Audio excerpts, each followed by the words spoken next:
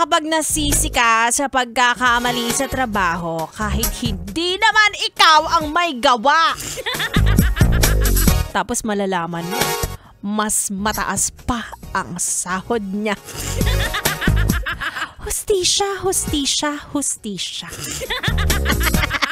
Mga yes, pranayang back, it's me, Gandang Wanda. Kasama niyo pa rin dito sa 101.1 Yes FM. At ito ay para sa yes friend kong bida-bida sa work.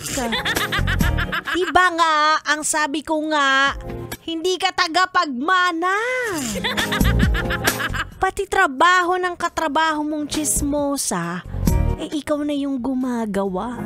Diba? Tapos, ano mangyayari sa'yo?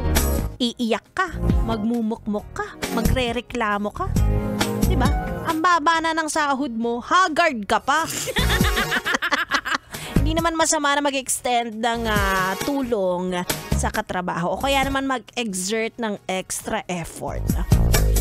Pero lahat ng bagay ay may limitations. Diba? Hindi ka nakasubscribe sa unlimited, yes friend. Tigil-tigilan mo yan, ha? Akala mo kaibigan mo yung katrabaho mo, hindi no, huy, sinisiraan ka niyan sa akin kahapon. Ay nako, kung makapagsabi ako, akala mo ako ang boss mo, no? Akala mo ako nagbibigay ng payslip mo, no? Siguro, no, talking to you as a friend na taga-salumo rin ng reklamo sa trabaho. Diba? Maawa ka naman sa tenga ko. Nag-aalmusal na ako ng run sa'yo eh. Hindi ka naman makapag-resign. Ayan, may mga attachment issues. Hindi na ma-let go ang jowang toxic. Pati ang trabahong toxic, hindi na rin ma-let go. Ngayong 2025, yes, friend, ang tanging tatanggapin na lang natin sa buhay ay ang mga bagay na nakapagbibigay sa atin ng peace of mind. Hindi ng peace of shakit.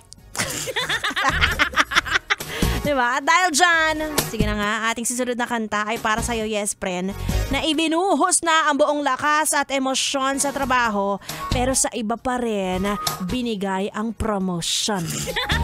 Pati pagtaas ng sahod, ay nako, hindi rin umahon. Ganun talaga. Baka hindi nila nakikita ang iyong halaga. Alam mo ka ng tawag sa'yo? Binaliwala. Ay nako, tuloy-tuloy ang ating tugtugan.